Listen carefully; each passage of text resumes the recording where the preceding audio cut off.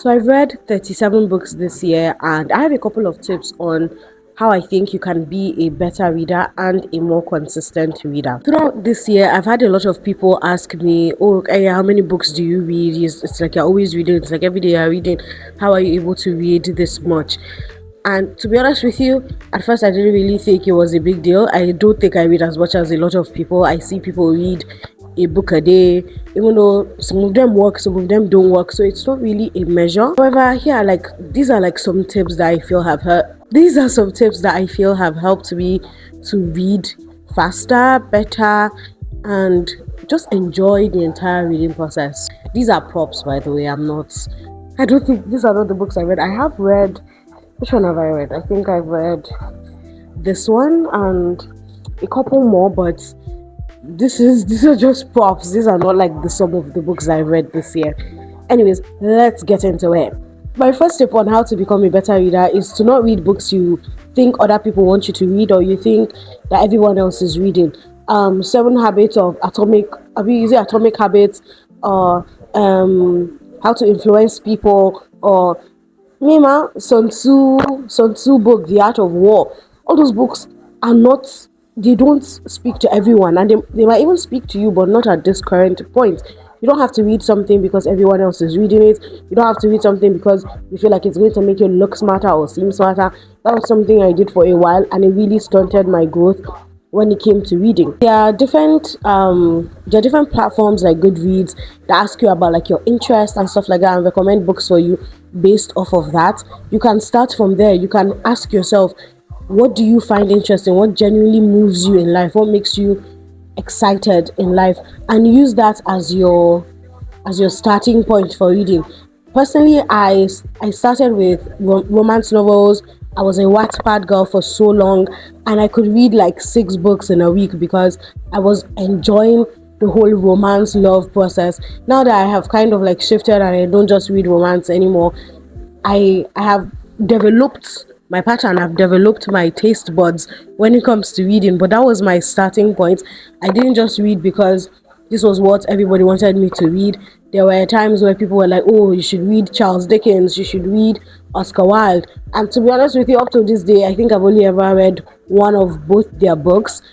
And it just doesn't have to be something that everyone is reading. You can grow to read in that way. So pick books that fit more to your lifestyle, fit more to what you want, rather than books that you feel everyone else is reading. And my second tip is something that ties into the first one, which is the first book that you start with should be a book that you genuinely like. I would recommend that you read a book that's not too long, something that's 300 pages, 200 pages, 100 pages, even though I don't think they make books that are that short now. And there are books that are fast paced, books that immediately you kick off, things are already happening. There are books like that, some books, it's a slow burn. For example, this book, it's a very, very slow burn. I think you have to get into like the 200th page, and it's like 400 pages. You have to get to the 200 page before you're like, "Oh, I'm getting what is happening now." So when it comes to books like that, you're not really hooked from the beginning. And when you're not hooked from the beginning, you lose interest. So I would recommend that you read a book that you have researched, and it seems fast paced. It seems like everything that's happening in the book is very exciting. I recently read Such a Beautiful Thing to Behold, and to be honest, immediately I started reading it, everything was happening and everything continued to happen. There was no dull moment, there was no lull in the book where we are just passing through, we're just having random conversations. At every point there's something gripping that's happening. I would recommend you read something like that. Also, when it comes to like genre, you want to look at like thrillers, romance, crime. All those books usually get people more excited when it comes to reading, so you can start with those books as well. The third step, and this is not something I practice, it's just something I feel like might help, is to read every day. So like, think about carving up 10 minutes, 20 minutes, an hour, if you have the time, and you're consistently reading, you're consistently challenging your mind. Being able to set that time, like that habit, can help you to read better overall. For me, what really helps me to read a book faster and better is when I'm genuinely interested in that book. So I don't necessarily need to read it every day. I can read 100 pages today, I can read 50 pages tomorrow, I can read 10 pages the next day. But I feel like if you're someone that you're busy, that you don't really have a lot of time, carving out that time to read can be very, very helpful for you.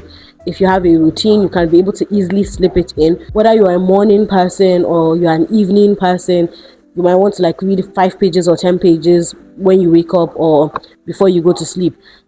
What I do, I don't know if it's a habit really, I read every night. So before I fall asleep, it's really hard sometimes to fall asleep. So I just pick up a book and I'm like, okay, let me see how many pages I can get through, and I end up falling asleep before I'm even done reading the book.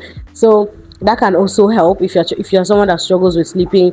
Don't be with your phone. Your phone doesn't really help you. Something that I have found to really help me when I'm struggling with reading is allowing my phone to die. So if I notice my phone is in 10%, 20%, I allow the phone to die so I can now focus on the book until like, okay, I'm done reading what I'm supposed to read, or I feel like I've read enough. Then I now charge my phone. That's me because I lack discipline. If you're someone that is more disciplined, maybe you can just easily put your phone in a different side of the room, take it to another room or something like that. I feel like that can help as well. So in case that was not clear, you want to develop a habit like, oh, I'm reading 10 pages today, 10 pages tomorrow, or 5 minutes today, 10 minutes, things like that. I feel like that would help you to read better. My fourth tip is to not force yourself to read every book. And I know it seems like, oh yeah, I feel you. I'm not really someone that likes it. There's this term that people, the book readers have coined. It's called DNF, did not finish. And I really don't like to tie myself in with those people, but sometimes some books are dragging on you. You're not enjoying yourself, but you're forcing yourself to read that book. And by forcing yourself to read that book, you are losing interest in the entire reading process, and it doesn't even inspire you to want to pick up another book because you keep telling yourself, what if I hate this book? What if I hate the next book? Trauma. So I think it's really good to cultivate the habit of not finishing a book when you're not enjoying it. This book is a good example of DNFing a book. It's called If My Country Had a Jury, and as a law student I was like, oh my god, I'm gonna love this book. If Nigeria had a jury, it's going to be so exciting. I was very irritated. I read about like I think 100 pages and I couldn't for the life of me fall in love with this book. I didn't like anything that was in it. It didn't flow in with the current practices of lawyers, of law, the entire legal system in Nigeria. And it wasn't even innovative, it wasn't groundbreaking, nothing had happened. And some people are like, oh, it's a really interesting book. I feel like those people are not law students, that's why they were able to enjoy it better. But yeah, I have still not been able to pick it up. I might still read it, but for now I'm very comfortable dropping the book. So I think that's something you could do as well. Be okay with not finishing a book. I have had books that took me a very long time to finish. It doesn't dissuade me. I start another book, and when I feel like it, I come back. If I don't feel like it, I don't go back. So don't always feel the need that, oh, I must finish one book before I start another book. I currently have like 5 books that I am concurrently reading, so always feel free to drop one book and pick another one up if you feel like your interest is dwindling. My fifth tip is to join a community. Sometimes having a book club helps you become a consistent reader. Joining different like social events or people that are reading, it helps you. So there are some book readers that are not really like physical, they are not always talking, but then there are also some different book clubs that are online and they have a book every month. And aside the fact that they even have a book every month, you are seeing people that actively read, and it kind of motivates you to want to read as well. Even before I joined any book club, I followed a lot of like book talkers, book Instagram people. I don't even know what they used to call themselves. I think Bookstagram, yeah, Bookstagram people, like all of them, being able to see what they are reading, what is tickling their fancy, all of that has helped me to become like a more consistent reader. So I would advise, like, oh, if you're someone you're chronically online, might as well be productive with it. Follow people that are online as well that read, and it might develop your interest and you might be more excited about reading a book. My last, and I think it's a bonus tip because I only have 5 tips, this 6th one is a bonus tip, is to don't be ashamed to read audiobooks. Audiobooks they don't mean that you are a bad reader, they don't mean that you cannot focus. Sometimes it's actually best to have a physical book that you're reading to stay focused. But if you're someone like you don't have a lot of time but you still want to be able to gain that information, don't be ashamed of audiobooks. There are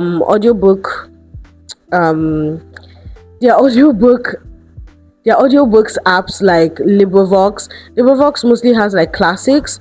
So if you're not someone that likes classics, I wouldn't really advise you to like go there because I don't think they have like a lot of contemporary books, but you can check it out for yourself. But yeah, don't be ashamed of using audiobooks. It's the same information that everybody is processing. So if you find yourself like, oh, you're short of time, you can always check out an audiobook or buy it on Amazon and all those other sites if the entire purpose is to know. But yeah, I feel like reading can be a very, I hate this word, but I have to use it. It can be a very intentional thing to do. It makes you forget about the world. It makes you forget about so many things that you're worrying about, and you are immersing yourself into this world. Sometimes when I read a book in one sitting, I find myself like I'm shivering, like I'm so cold, because the world that I've been in for the past 5, 6, 7 hours, I've been ripped away from it, and I keep asking myself, how can I go back there? How can I? You can't, because you've finished the book, but it's still such a beautiful feeling. And to be honest, I feel everyone should enjoy that truly amazing feeling of like finishing a book, being able to empathize with other people, see other people's point of view, how other people act, how other people react. It just helps you to be a better human. I don't know, I'm getting philosophical. Anyways, that is it for all my tips. Thank you so much for watching. If you like this, like, subscribe, share with your friends and family, and more to come. More to come. Toodles.